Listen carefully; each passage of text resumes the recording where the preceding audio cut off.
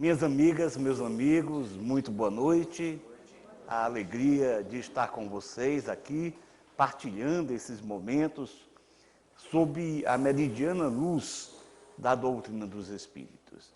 Já agradeço pelo carinho, pela presença, pelas vibrações positivas, pela acolhida e trago sempre, de costume, um abraço caloroso nos dois sentidos do nosso movimento espírita lá do nosso estado e especialmente das casas de que estou encarregado de dirigir, das quais estou encarregado de dirigir, que são o Instituto de Cultura Espírita do nosso estado e a Associação Médico Espírita.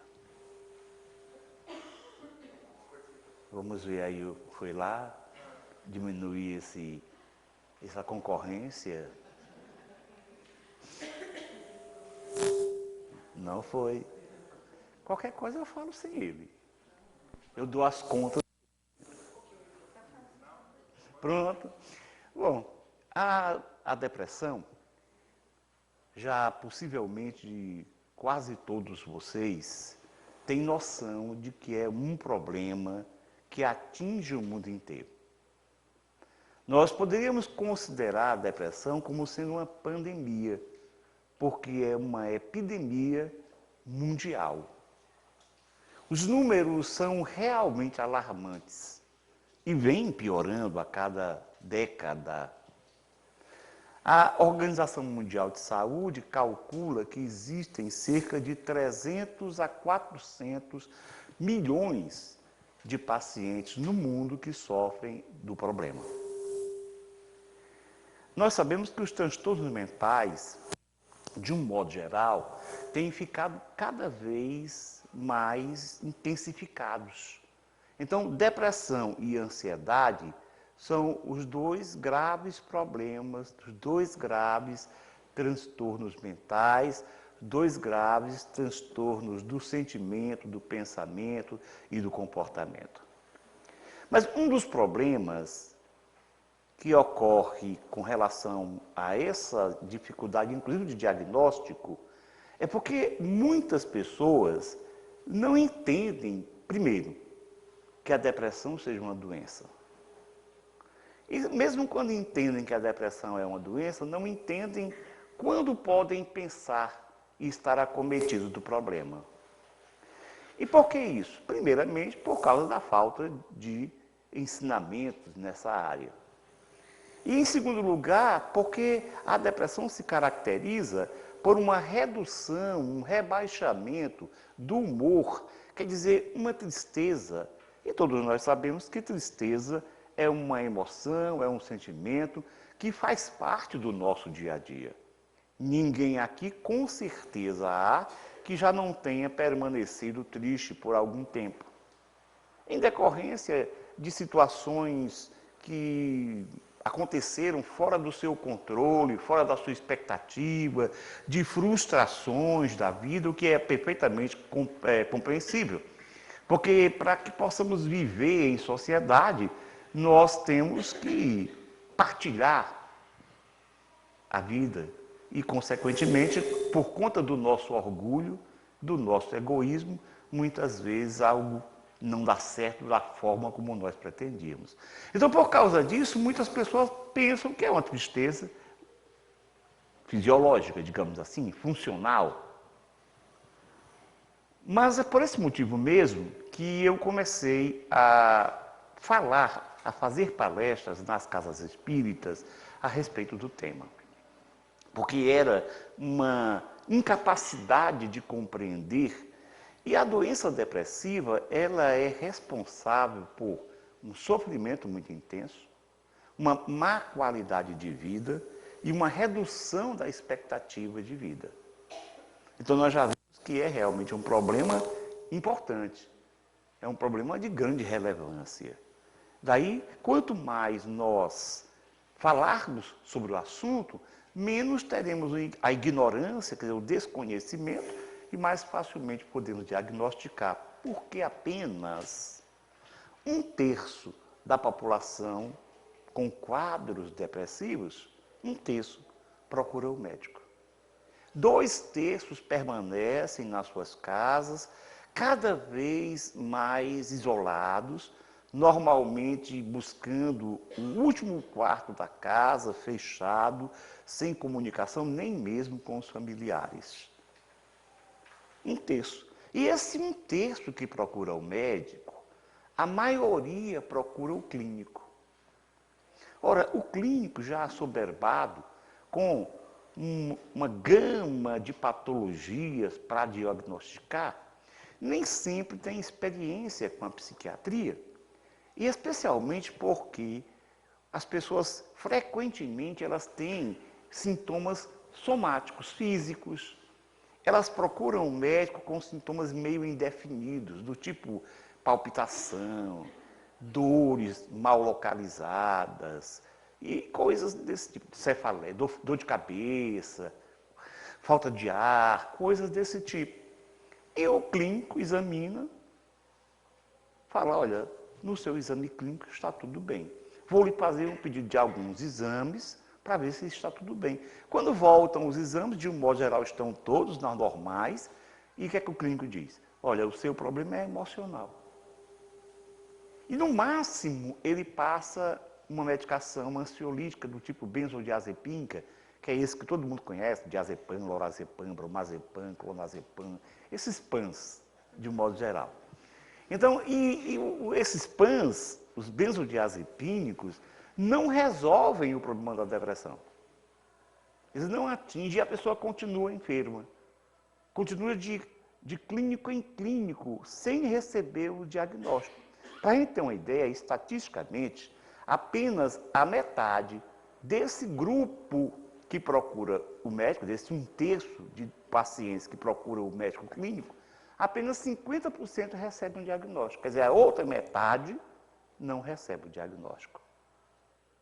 Então, a proposta de fazer conhecer e acabar com um preconceito das pessoas para que procurem o especialista, o psiquiatra, porque é aquele que tem maiores condições, primeiro pelo seu conhecimento mais profundo, depois porque ele está habituado a lidar com pacientes e a fazer diagnóstico diferenciais. Porque mesmo quando a pessoa tem sintomas depressivos, algumas doenças físicas podem simular. Por exemplo, hipotireoidismo. As pessoas que têm uma diminuição da função da tireoide, os hormônios da tireoide que deixam de funcionar. Mulheres, especialmente a partir dos 40 anos, têm mais chance de ter hipotireoidismo, porque elas são muito acometidas por uma inflamação da glândula que é causada muitas vezes por um vírus. Então elas têm, às vezes, diminuição do humor, lassidão, quer dizer, ficam assim muito lentas por causa dos hormônios. E outras doenças que podem simular o problema depressivo. Daí, um especialista, ele tendo muito mais experiência, ele estará muito mais habilitado para dar esse diagnóstico. Mas é importante que a gente entenda que a depressão, como eu falei, é uma enfermidade, porque existe muito preconceito. Ora, já existe preconceito em relação à doença, ao transtorno mental. Porque nós sabemos que, no passado, os transtornados mentais, especialmente de alguns problemas mais graves, como é o caso da esquizofrenia e outros mais, eles eram considerados loucos. Durante muito tempo, o diagnóstico foi de loucura. Tanto que vocês vão encontrar na codificação, que foi escrita no século XIX, vão encontrar Allan Kardec se referindo à loucura. Por quê? Porque era como eram chamados os problemas mentais na época. Só que a partir de 1950, nós tivemos a descoberta de uma substância que passou a ser a primeira, portanto, a tratar os transtornos mentais. Nessa época, o que se conseguiu tratar foi um acaso, a descoberta, acaso aspas, que nós sabemos que o acaso não existe, mas era uma medicação que foi criada com o objetivo de servir para alergias. Essa substância ainda hoje é usada em psiquiatria, é chamada de clorpromazina, que muita gente deve conhecer pelo nome de Ampliquitil, que é o nome comercial dela. Então, foi a primeira que foi descoberta, e aí isso mudou drasticamente o prognóstico do transtorno mental. Porque essas pessoas, esses pacientes esquizofrênicos, que normalmente chegavam a um ponto que a coisa ia piorando tanto que eles tinham que ficar no nosocômio para o resto da vida, para o resto da encarnação. E essa medicação, ela mudou, ela não cura, mas ela mudou o curso. Assim como alguém, por exemplo, que tem, digamos, diabetes mellitus, passa a controlar a doença com os medicamentos e a dieta. Então, nesse caso, mudou completamente o prognóstico da doença, daí acabou, o nome já não foi mais chamado de loucura, passou a ser chamado de psicoses, porém o termo psicótico também, com o tempo, acabou sendo mesclado com um certo preconceito, e hoje se chama transtorno mental. Quer dizer, a pessoa então já existe um preconceito arraigado no nosso inconsciente, e inconsciente da população, de que o transtorno mental é algo que não tem cura, é algo que não tem controle. Então há um preconceito. O preconceito de procurar o psiquiatra, o preconceito de estar com um transtorno mental e o preconceito em relação ao transtornado. Até mesmo a família, que no início do transtorno mental depressivo, a família de alguma maneira se mobiliza para tentar auxiliar e tenta conversar, só que depois de algum tempo começa a se inquietar e a abandonar, porque diz assim, o fulano não quer ficar bom. Ele gosta dessa lamúria, ele tem um caráter fraco. Quando não, ele é um preguiçoso, não quer fazer nada. E essas pessoas perdem emprego por causa disso. Às vezes porque elas mesmas não acreditam que são capazes do trabalho e não entendem que estão enfermas. E às vezes porque o próprio patrão diz, o fulano não quer mais trabalhar. De uma hora para outra ele não faz mais nada, ele é lento, enfim. Então ele acaba sendo demitido. Muitos casamentos se extinguem por causa da depressão. Porque o cônjuge imagina, primeiramente, que a pessoa não gosta mais. E, em segundo lugar, por isso. Ela não quer ficar bem, ela não resolve, ou ele, né? Eu estou falando ela porque existem mais mulheres com depressão do que homens. De um modo geral, os transtornos mentais atingem mais as mulheres do que aos homens, o que não significa que é pequeno o número de homens com transtorno mental, não. Existem alguns dos transtornos que são mais frequentes, mais presentes nos homens do que nas mulheres. Mas, de um modo geral, as mulheres são mais vulneráveis ao transtorno mental. Então, às vezes, até o próprio casamento, e porque um dos sintomas muito presentes durante um transtorno mental é a redução da libido, quer dizer, é a perda de desejo sexual. E aí mais reforça para o cônjuge a ideia de que aquela pessoa não tem mais interesse por ele ou por ela, e muitas vezes até pensa que está com outro caso. Dependendo da situação, até com outro caso. E dessa maneira, há muitos casamentos que se extinguem, muitas relações conjugais que se separam em decorrência da doença. Então, vocês estão vendo que, do ponto de vista prático, do dia a dia, da vida de relação e da vida íntima, a depressão é um grave problema. Por isso que eu digo que ela faz sofrer demais. Mas o que é a depressão? Essa é a pergunta. Como é que eu posso entender o que seja a depressão? Como é que eu posso pensar, pelo menos acreditar, ter uma desconfiança que alguém está com um problema?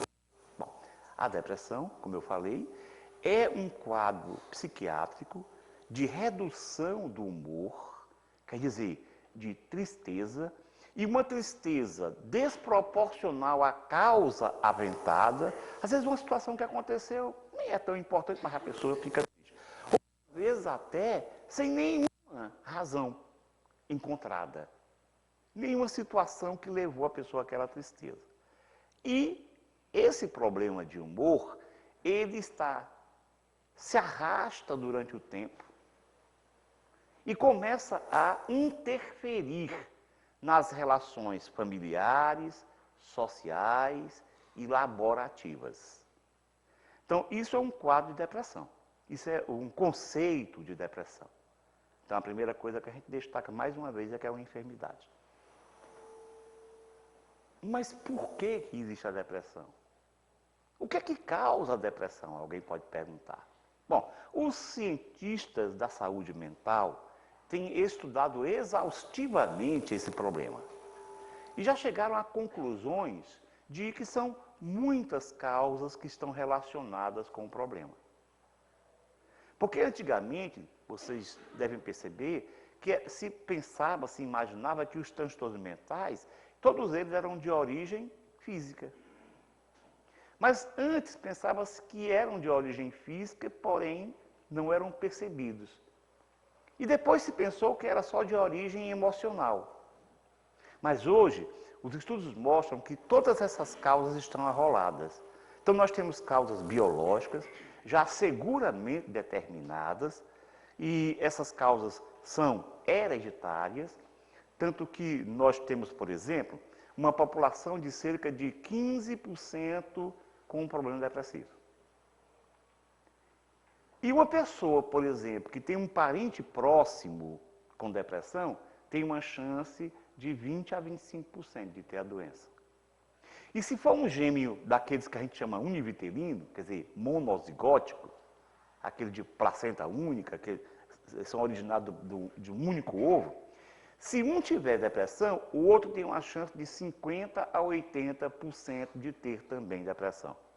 Então já se percebeu que existe um componente hereditário e já se especula algumas mutações genéticas que acontecem para a pessoa ficar predisposta ao problema. E do ponto de vista biológico, essas alterações hereditárias levariam a modificações do funcionamento de algumas regiões do cérebro, especialmente uma região que nós chamamos de área pré-frontal, o córtex pré-frontal, que é essa região mais da frente do cérebro. É uma região que está relacionada com o pensamento, com a estratégia de comportamento, com o controle emocional, essas coisas desse tipo. E se percebeu que as pessoas que têm depressão, elas têm níveis diminuídos de uma substância que é produzida pelo próprio neurônio, que é uma substância muito conhecida do público, que é a serotonina, que o pessoal apelidou de molécula da felicidade, porque ela está presente no humor. No bom humor, ela está funcionando normal, está funcionando bem. Então, há uma redução dessa serotonina e também a redução de alguns outros neurotransmissores, como a dopamina, como a noradrenalina. Bom, mas o mais importante é que, de destaque, é uma redução da serotonina. Tanto que o tratamento medicamentoso da depressão, ele é utilizado com substâncias que fazem a serotonina se elevar, aumentar a sua atividade. E aí a pessoa começa a melhorar do seu humor. Mas além das causas biológicas, nós temos as causas psicológicas. E cada corrente da psicologia, vocês sabem que existem várias correntes, cada corrente tem uma proposta. Freud, em 1917, ele se referiu à depressão em um livro chamado Luto e Melancolia. O termo melancolia era o termo utilizado na época para a depressão. E o Freud dizia, ele relacionava a doença, primeiramente ele dizia assim, qualquer pessoa que tenha uma perda importante, entra em luto, um luto psicológico. Esse luto psicológico se caracteriza pela tristeza que todos nós temos ao perder alguém, ao perder alguma coisa, ao perder o emprego. A gente fica triste, ninguém fica alegre. Nem espírita, eu digo. Eu digo assim, nem espírita, porque o espírita sabe que a morte não existe. Mas você nunca viu um espírita que a mãe desencarnou e fala assim, opa, mamãe morreu. Alguém diz isso? Não diz não. Porque nós sentimos. Mesmo reconhecendo e entendendo que a morte não existe e que é apenas uma separação momentânea, nós nos entristecemos, natural. Não nos desesperamos, de um modo geral também. Mas eu dizia que o Freud falava que quando nós perdemos alguma coisa de destaque, uma pessoa, uma situação, um encargo, nós entramos num luto psicológico. Mas ele dizia que existe um número de pessoas que não consegue superar, porque ele dizia assim, quando nós amamos alguma coisa, alguém ou alguma coisa, nós destinamos uma energia para essa relação. Ele chamava de energia libidinosa, porque vocês sabem que o Freud tinha uma teoria de que tudo tinha a ver com a busca pelo prazer. Aliás, é o primeiro princípio dele. E aí, por isso, ele colocou o sexo como algo muito além da sexualidade genital. Por isso ele dizia que a criança era um ser sexuado. Aliás, foi uma das contribuições muito grandes que ele trouxe, mas foi um escândalo na época. Todo mundo queria dizer que as crianças eram anjinhos e ele dizendo que as crianças eram sexuadas. E o sexo sendo entendido como coisa pecaminosa, imagina a confusão que deu. Mas enfim, então ele disse que quando nós perdemos aquele objeto, aquela pessoa, que nós destinamos uma energia na relação com essa pessoa, com essa coisa, nós temos que reinvestir essa energia em alguém ou em alguma coisa.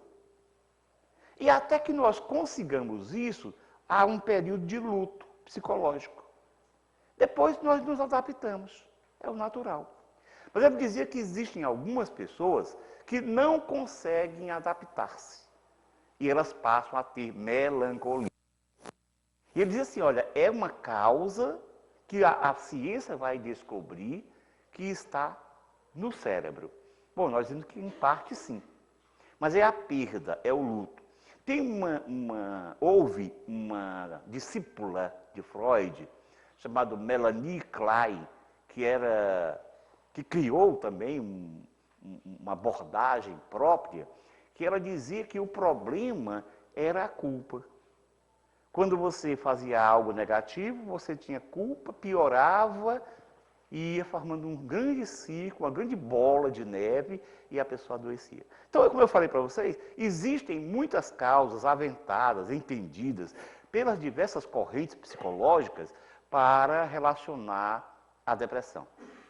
E ainda mais recentemente se percebeu que o nosso mundo, ele é estressogênico. Quem é que não sabe disso, não é verdade? Quem é que não sabe que o mundo é estressante, que a vida é estressante, que nós sempre estamos sendo impelidos a realizar muitas vezes coisas que nem desejamos e nem queremos, mas temos obrigação de ser vitoriosos, e ainda enfrentamos todo um descalabro, como, por exemplo, a competitividade mórbida e a violência que está estabelecida no nosso planeta, mas especialmente no nosso país.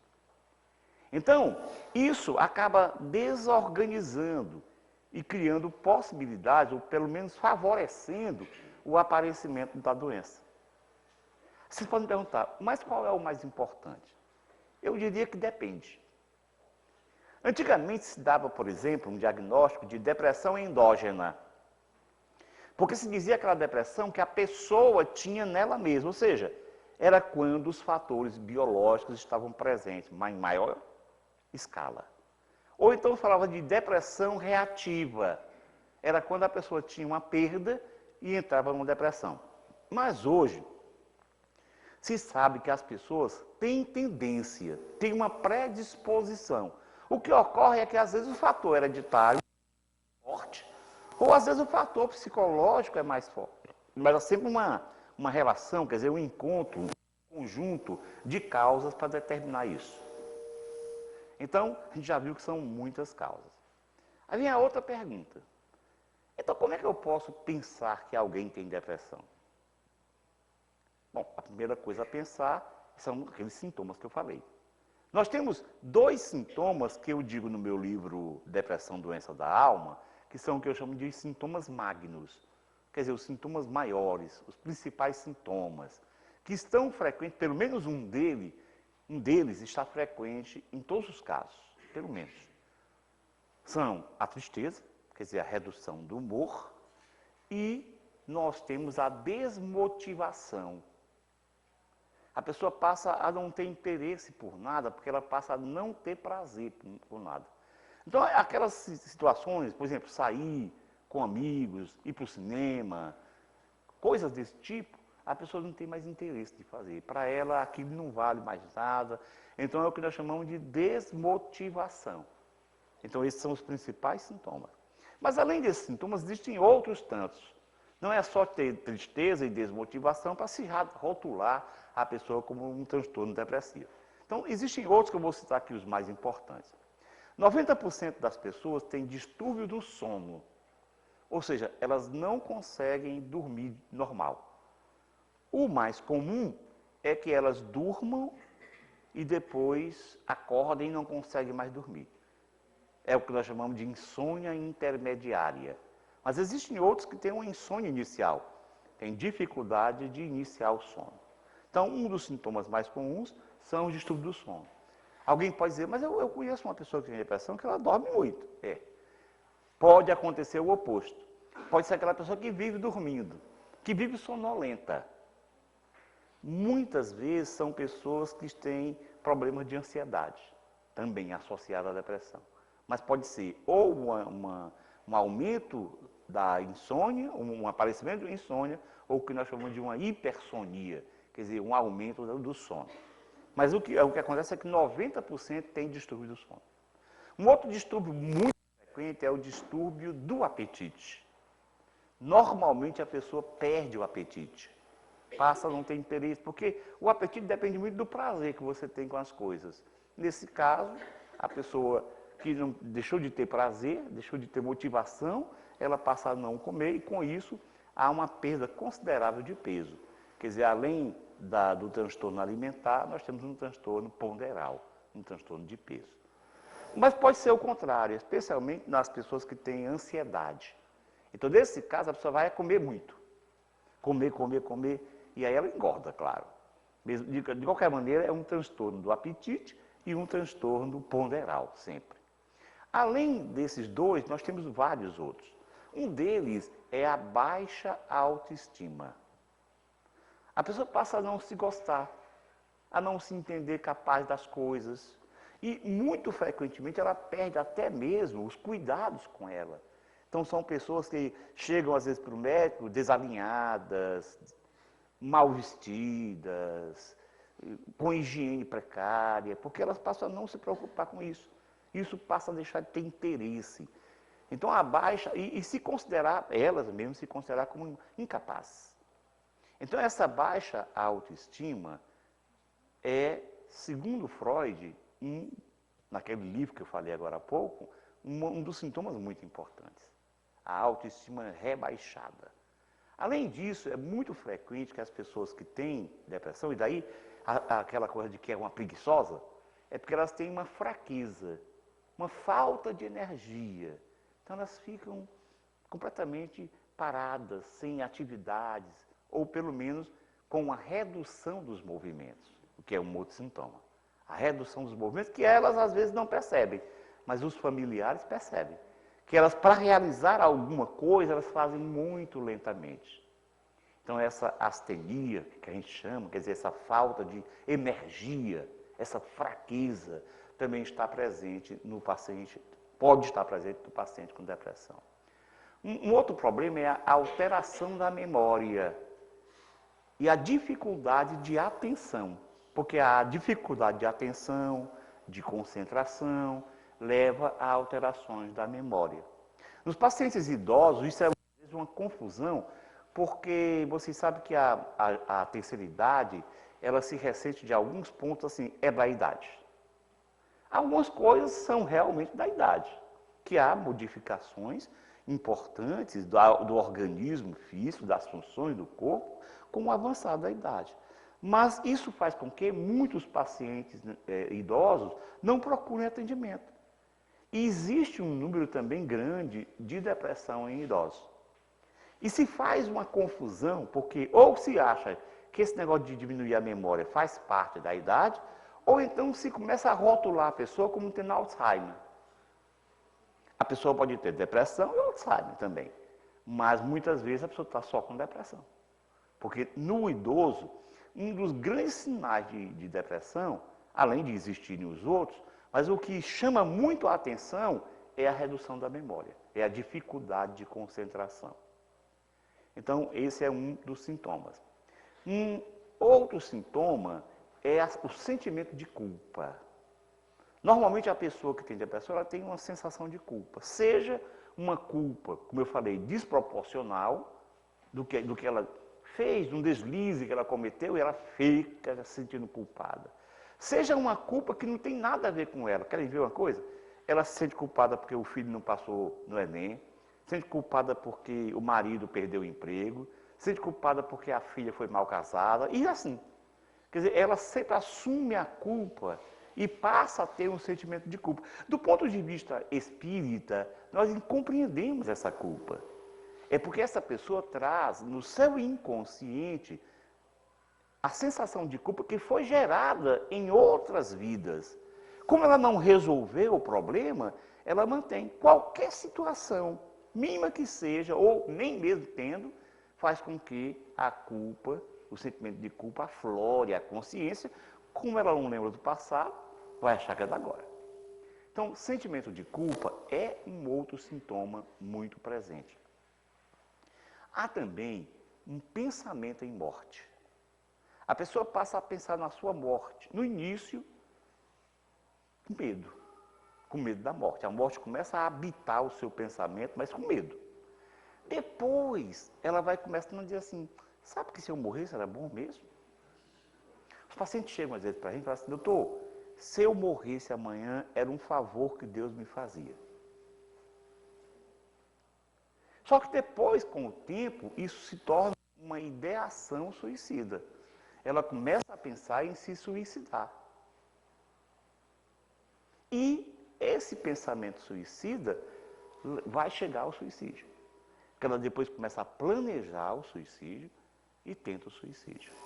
Só para a gente ter uma ideia como isso é importante, e eu falei para vocês que a doença depressiva determina uma expectativa menor de vida, pois só para a gente ter uma ideia desse suicídio, 15% dos pacientes com depressão suicidam-se. Para a gente ter uma noção de quanto isso está relacionado com a morte na sociedade por suicídio, de 40% a 60% dos suicídios que você estuda, por exemplo, numa cidade. Bom, na cidade, durante o ano, teve tantos suicídios. 40% a 60% deles é por causa da depressão. E hoje se tem um estudo mostrando que a depressão determina 1,5% de todas as mortes no mundo. Todas as mortes.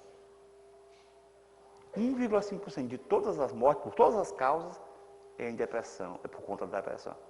Então, é realmente uma situação muito perigosa. Além do que, a depressão costuma estar relacionada com outras enfermidades. Quer dizer, ela pode ter o que nós chamamos de comorbidades em medicina. Quer dizer, são doenças que aparecem junto com outras. Então, a depressão, ela predispõe a outras doenças do tipo cardíacas, infarto do miocárdio, portanto, vasculares, como derrames cerebrais, AVCs, né?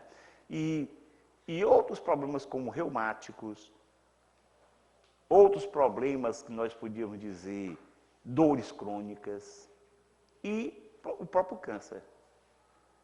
Tanto existe, por exemplo, a depressão, a pessoa que tem depressão, uma tendência maior a ter essas enfermidades, quanto aquela pessoa que tem a enfermidade desenvolve depressão. E quando você tem associado, por exemplo, o infarto do miocárdio com a depressão, o prognóstico é pior. Essas pessoas complicam mais do que outros que não têm depressão e que têm um infarto. Se a gente começa a perceber que realmente a doença diminui a expectativa de vida. Tanto que a Organização Mundial de Saúde calculava que em 2020, agora, ela calculava isso há coisa de 10 anos, que em 2020 a depressão vai se constituir na segunda doença que dá mais gastos para o governo, mais letais e mais presentes. A segunda, 2020. Quer dizer, nós vamos ter um aumento do problema. E seriamente, porque como eu falei, a depressão determina uma mortalidade maior das pessoas que sofrem lá. E aí podia perguntar assim, mas me diga uma coisa, e esses sintomas, a pessoa tem que ter todos esses sintomas para ser diagnosticada com depressão? Não. De acordo com a DSM, que é o Manual de Diagnóstico Estatístico de Transtornos Mentais da Associação de Psiquiatria Norte-Americana, para dar um diagnóstico de depressão, é preciso que tenha pelo menos um daqueles sintomas magnos que eu falei e cerca de 3 ou 4 dos outros sintomas. Se nós tivermos os 2 sintomas magnos, 3 dos outros sintomas. Se for só um deles, 4 dos outros sintomas. Esse é o critério sintomatológico. Mas existe mais 2 critérios. O outro critério é quanto tempo. Se uma pessoa tiver esses sintomas há 2 semanas, pelo menos 2 semanas, praticamente todo dia, essa pessoa é o critério temporalidade, é pelo menos 2 semanas. E o outro critério é o critério da repercussão, ou seja, quando a depressão começa a repercutir. Seja que o paciente passa a ter uma dificuldade imensa para realizar aquilo que realizava, nos casos de depressão leve, seja com rebaixamento da produtividade. Quer dizer, existe uma repercussão na vida da pessoa. Então, esses são os 3 critérios de diagnóstico para a depressão. Alguém pode dizer, existe uma faixa preferencial de idade? Existe. De 20 a 50 anos. Como eu falei para vocês, mais mulheres. São cerca de 3 mulheres para cada 1,5 homem, em termos de quantidade de doentes. Porém, os homens se suicidam mais do que as mulheres. 4 vezes mais do que as mulheres. Aliás, suicídio, os homens se suicidam de qualquer maneira muito mais do que as mulheres. Então, porém, hoje em dia, nós sabemos, já existem estudos mostrando que a depressão ela está presente em todas as faixas etárias. Por exemplo, na infância, existe depressão em 9% das crianças. Na adolescência, nós temos 13% de adolescentes com depressão. Vejam, como nós temos um número imenso e o suicídio é a segunda causa de morte em adolescentes. E desse suicídio nós já vimos que pelo menos a metade tem a ver com a depressão. Então a gente vê cada vez mais um número de jovens recorrendo ao suicídio, é portanto a segunda causa de morte nos adolescentes, e isso muitas vezes se relaciona com a depressão, e até porque nós encontramos uma sociedade que é depressogênica, como eu falei. É uma sociedade que acaba estimulando, reagindo para a pessoa, levando à depressão. E o que fazer para a depressão? Eu digo, em primeiro lugar, que eu até agora não falei, só assim, tangencialmente, mas eu digo que existe uma causa espiritual para a depressão. E aqui, quando eu digo que é a causa espiritual para a depressão, eu não estou negando as causas biológicas, psicológicas e socioculturais, não. Pelo contrário. Eu estou dizendo que essas causas que a ciência detectou, que são reais, elas têm base espiritual, como nós veremos daqui a pouco. Mas o que fazer no tratamento? Como tratar as pessoas? Bom, diagnosticando, nós temos várias, eu falei para vocês, se você tem a primeira vez a depressão, nunca tinha tido antes, eu chamo de episódio depressivo, que pode ser leve, moderado, grave, grave com sintomas psicóticos, a depender do número de sintomas. Por exemplo, no grave, a pessoa já começa a ter ideação suicida e a pensar em fazer suicídio, e até a realizar, a perpetrar. Mas assim, na psicótica, a pessoa, além do sintoma depressivo, tem delírio, tem alucinação, coisas assim, que são sintomas que são encontrados nas doenças psicóticas, que eu falei para vocês, tipo esquizofrenia e coisas tais. Ora, o tratamento, como vocês viram, as causas são múltiplas, então o tratamento é múltiplo. O tratamento, pelo menos inicial, tem que ser com medicamento. Os antidepressivos, que foram substâncias que começaram a ser descobertas na década de 1960, mas que Obviamente, várias outras apareceram com muito menos efeitos colaterais do que as primeiras, que tinham praticamente o mesmo efeito na depressão. Mas eles são utilizados, só que atenção, eles são utilizados por pelo menos 6 meses. E não tem resultado imediato. Isso é muito importante que o paciente saiba. Eles começam a agir sobre a depressão com 15 dias de uso. E a pessoa vai começar a perceber que está realmente agindo com 1 mês. Normalmente, 70% dos pacientes estão bem com 3 meses de uso. Mas é o uso mínimo para quem tenha o primeiro episódio, ou seja, um episódio depressivo, é pelo menos 6 meses. Para as pessoas que já tiveram, quer dizer, tem um transtorno recorrente, ou que tem outras pessoas, parentes próximos com depressão, é pelo menos 1 ano de tratamento. Quanto mais você dificulta o início do tratamento, mais chance de você transformar a sua depressão em depressão crônica. Ou seja, é aquela depressão que você vai ter que tomar medicamento a vida inteira. É o que 20% dos pacientes desenvolvem uma depressão crônica. Mas muitas vezes o paciente começa o tratamento e deixa, depois volta de novo, e assim por diante. Então tem que ser acompanhado pelo psiquiatra, bonitinho. Quando a pessoa já estiver com a sua vontade melhorada, quer dizer, mais motivada para as coisas, ela deve fazer uma psicoterapia. Tem vários tipos de psicoterapia. As psicoterapias mais indicadas, pelo menos em termos de resultados de estudos científicos, é a terapia cognitivo-comportamental, que é uma terapia psicológica que vai ajudar a pessoa a modificar a sua maneira de reagir diante das questões do mundo. Quer dizer, ela aprendeu coisas indevidamente, inadequadas durante a construção da sua personalidade, ela vai então estudar, por isso que é cognitivo, quer dizer, do conhecimento e do comportamento. Ela vai aprender a reagir positivamente em relação às dificuldades do dia a dia. Então essa é a mais usada, embora outras também sejam usadas, como a própria psicanálise e tal. Mas é mais indicada pela psiquiatria, é a TCC, como nós chamamos, terapia cognitivo-comportamental. Além disso, é preciso que a pessoa se motive para a vida. E é preciso que ela tenha um tratamento espiritual. Porque, como eu falei, vamos falar agora, existem causas espirituais. E como é que eu posso falar dessas causas espirituais? Bom, no livro eu divido as causas espirituais em 2 grupos. As causas que eu chamo de anímicas, endógenas, quer dizer, do próprio indivíduo, porque ninguém adoece de graça, e as causas exógenas, que são as causas espirituais obsessivas.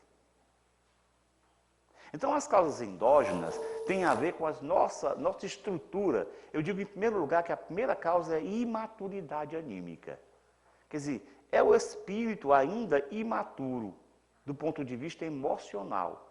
Porque alguém podia perguntar, como assim imaturidade anímica? E nos índios primitivos nem tinha tanta depressão. Por quê? Porque eles eram imaturos animicamente. Mas eram imaturos tanto no conhecimento, na inteligência, quanto na moral. O nosso caso, não. Nós somos imaturos moralmente. Resultado, quando nós percebemos cognitivamente esse fosso, então nós acabamos surtando por orgulho. Porque ficamos orgulhosos. Como é que eu posso, essa pessoa maravilhosa que eu sou, de uma hora para outra, ficar nessa situação? Então o centro surta. Então a imaturidade anímica é a causa básica. Mas nós podíamos elencar outros fatores importantes, como, por exemplo, a manutenção de sentimentos negativos. Quer dizer, pessoas que vivem sob a ação de emoções negativas que são entendidas como sendo aquelas que causam mal-estar. Ódio, mágoa, ressentimento, inveja, ciúme, tristeza. Tudo isso é capaz de nos fazer adoecer.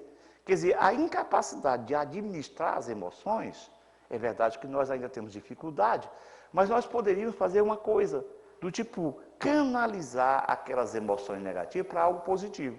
Pode isso? Pode. Vejam os cirurgiões, o que é que eles fazem? Dirigem a sua agressividade, porque todo cirurgião tem que ter agressividade. Como é que o sujeito médico vai operar, abrir outra pessoa, se ele não tiver agressividade? Ele não consegue. Por isso que tantos médicos até passam mal quando veio uma cirurgia. A minha filha detesta a cirurgia, ela é médica, ela detesta a cirurgia. Tá? Mas, então, para operar, tem que ter agressividade. O que é que ele está fazendo? Ele está direcionando a agressividade dele, ao invés de ele furar alguém, com raiva, com ódio, ele corta alguém para ajudar. Não é o que o policial faz também? Um policial sério não faz isso? Quer dizer, ao invés dele sair batendo nas pessoas, ele defende as pessoas. Claro que ele vai ter que usar a força também para isso.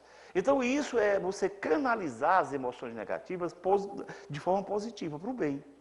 Enquanto você não consegue editar de uma maneira definitiva a vivência de emoções positivas. Alegria, bom humor, amor, coisas que Jesus já ensinava. Então, essas são as causas que eu chamo de manutenção de sentimentos negativos. Além disso, há comportamentos equivocados que muitas vezes as pessoas mantêm no seu dia a dia e que determinam, que favorecem a doença, do ponto de vista espiritual. Um deles são os comportamentos de vícios químicos. O uso de drogas, sejam lícitas, sejam ilícitas. Porque a diferença das drogas ilícitas para as lícitas é que umas são permitidas e as outras não. Mas tudo causa muito mal. É por isso que as lícitas são as que determinam maior mortalidade, porque são lícitas, todo mundo pode usar a qualquer momento, em qualquer hora, e as ilícitas, como dá trabalho de conseguir, se usa muito menos, em relação às outras, claro. Por isso que as outras matam, alcoolismo, tabagismo, matam muito mais do que, por exemplo, maconha, cocaína, até mesmo outras drogas mais graves, mais intensas. Mesmo assim, o número de pessoas que morrem é bem menor. Não estou dizendo assim que a pessoa usando cocaína não vai morrer. Normalmente reduz sua vida. Porém, não na mesma quantidade que aqueles que usam, porque esses são em muito maior número. Então, esses comportamentos equivocados, quer dizer, a pessoa que se deixa levar, arrastar por essas viciações, elas criam, além da própria droga causar modificações emocionais. Por exemplo, pessoas que têm alcoolismo, que usam outras drogas, a maconha, por exemplo, que o pessoal acha que é uma maravilha, que não tem problema nenhum, já está comprovado que, especialmente adolescentes que usam maconha por bastante tempo, desenvolvem uma esquizofrenia. Transtornos alcoolistas também desenvolvem depressão. É por isso que o alcoolismo, ele também causa muito suicídio. 15% dos pacientes alcoolistas se suicidam. E se for alcoolista e depressivo? Que às vezes o paciente é alcoolista e desenvolve uma depressão depois. E às vezes o sujeito é depressivo e na tentativa de resolver o problema, de mascarar o problema, bebe. É uma coisa muito relacionada. Mas além disso, tem as vampirizações que nós sabemos. Espíritos que desencarnaram e que não conseguiram se libertar do vício, porque não se liberta do vício só porque desencarnou. Ninguém muda só porque desencarnou. A gente continua como é, só que tendo uma percepção mais ampla do que está vivendo a vida. Então essas pessoas têm um vampirismo, essas pessoas, esses espíritos que desencarnam, muitas vezes não conseguem se permitir o auxílio, porque a fissura, o desejo de usar a droga é muito grande, muito intenso, e ele vai relacionar-se com alguém que usa para poder fumar, beber, usar outras drogas através do encarnado. Então o vampirismo também é secundário ao problema anímico. Mas nós temos, além disso, nós temos o descompromisso com a vida e a invigilância. As pessoas, elas vivem como se a vida fosse um parque de diversões. Não compreendem o significado do existir. E assim ficam muito mais suscetíveis de ser envolvidas espiritualmente e de adoecerem, porque modificam as funções do seu organismo. Uma outra questão é o distanciamento da missão. Todos nós temos missões, mesmo que sejam pequenas. Isso é dito lá em O Livro dos Espíritos. Então, cada um de nós nasce nesse mundo de expiações e provas, com algumas expiações, com algumas provas e com missões, que é a nossa contribuição para o planeta. para a obra divina, como ensinam os Espíritos, na questão número 132 de O Livro dos Espíritos. Então, esse distanciamento da missão faz com que a pessoa, quando dorme e sai do corpo, o espírito passa a ter uma percepção maior do que ele deve fazer. E ele diz, puxa, não estou conseguindo cumprir a minha missão. Volta, às vezes, muito triste por corpo, mas não lembra, então continua sem realizar. De tal maneira que esse distanciamento da missão é também uma outra causa do adoecimento psíquico. E ecos reencarnatórios. Quer dizer, vivências de comportamentos agressivos, de comportamentos fraudulentos do passado, que causam aquela sentimento de culpa, determinam, repercutem no hoje. Então, são essas que nós chamamos de anímicas, causas endógenas. E nós temos as causas endógenas. Nós temos o contágio espiritual, que eu poderia chamar de contágio emocional, que eu não vou muito entrar em detalhe por causa da hora, certo? O que é isso? É quando você se liga a um ser doente, aquela atmosfera fluídica que a pessoa tem, ela entra e age em você. Se você tiver alguma afinidade, alguma predisposição, você pode adoecer. Só que, naturalmente, quem lida com esses doentes no dia a dia, os médicos, psiquiatras, eles aprendem a desenvolver uma defesa. É como vocês já devem ter visto, um pessoal que trabalha com casa espírita, que alguns passistas, quando estão começando, eles se sentem mal quando vão aplicar o passe, porque eles conseguem absorver o problema da pessoa, mas depois, com o tempo, ele se habitua, ele se educa e passa a não sofrer mais esse tipo de sensação. A mesma coisa, os profissionais de saúde mental, eles aprendem a neutralizar isso, claro que é uma coisa automática, mas, e também tem a ajuda dos espíritos, naturalmente, mas existe uma contaminação espiritual, fluídica. Além disso, nós encontramos as situações de vampirismo, aquilo que eu falei agora há pouco, quer dizer, espíritos que estão viciados, que desencarnaram, pessoas que eram viciadas, desencarnaram, estão querendo beber, estão querendo fumar, encontram alguém com possibilidade, se aproximam. E muitas vezes são suicidas. Imagina, ele se aproxima da pessoa que tem tendência, ele piora todos os sintomas. E temos quadros obsessivos em que o espírito quer fazer mal. Quer dizer, ele traz do inconsciente, ele passa a trabalhar do ponto de vista da hipnose para determinar esse mal-estar. Então, as causas espirituais, que nós vimos, são muitas.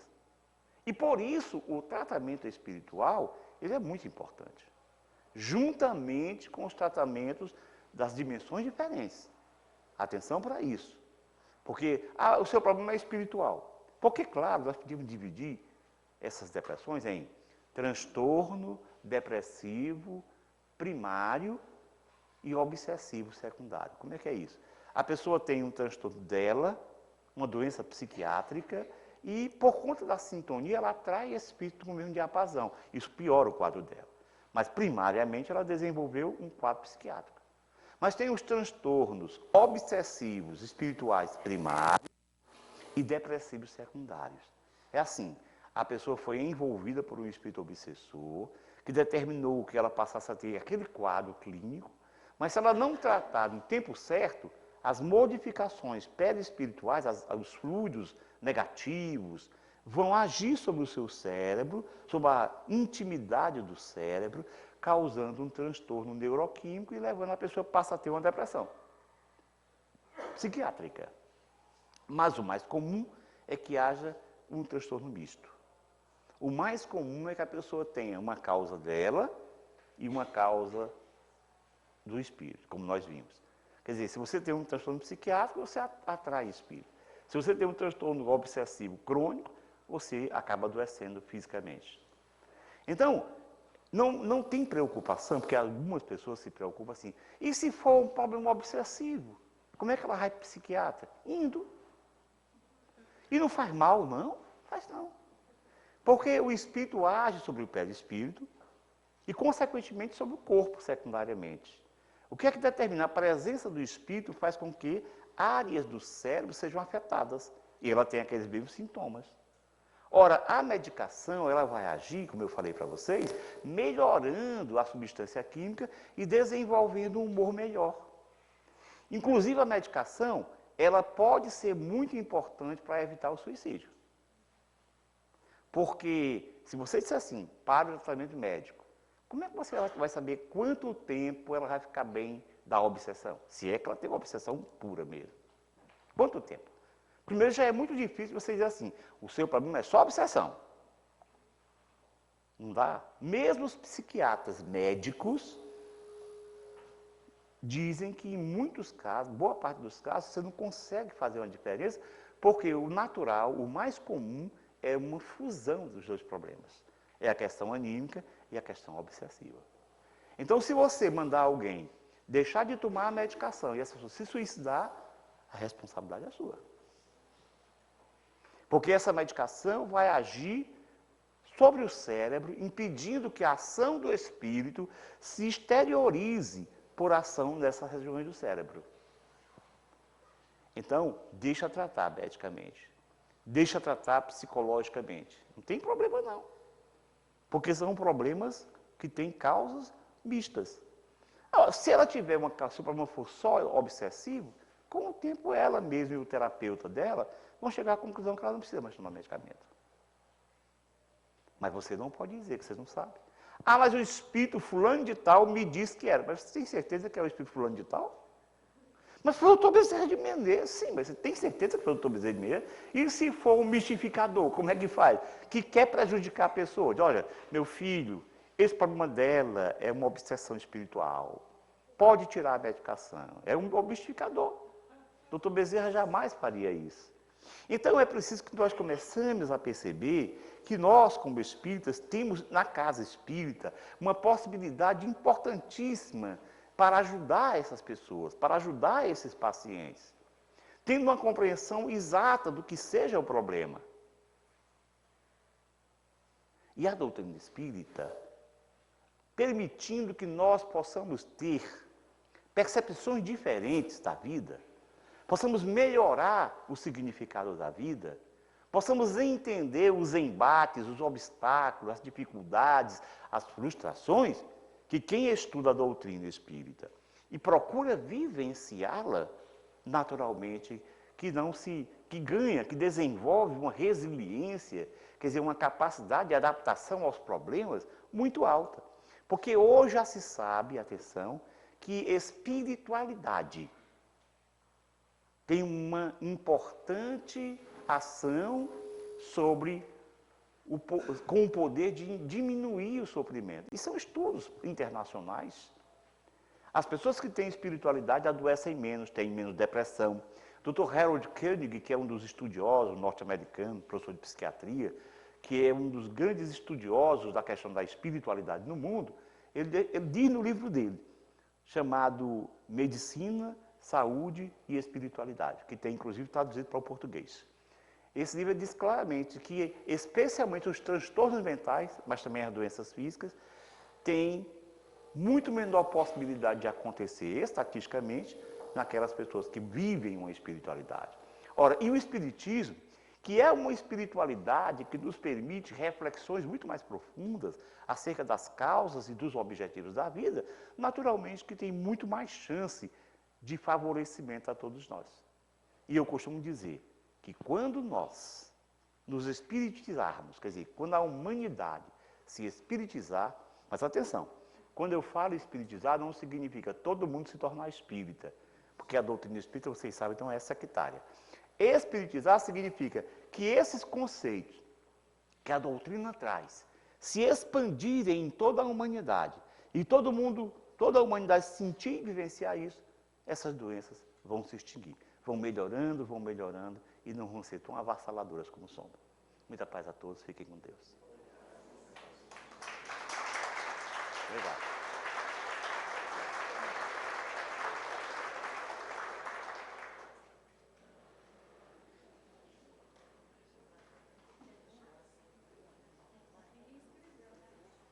Ninguém tem dúvida, não. Aí, quando não tem dúvida, é assim, ou entendeu tudo ou não entendeu nada.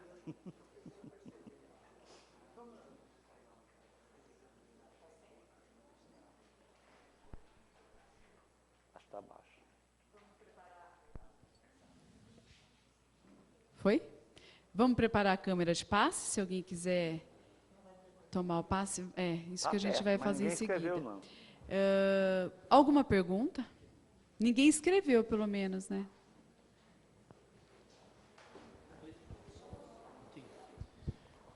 Oi, pessoal. Como a Renata disse, que há confrades nossos de outras casas espíritas.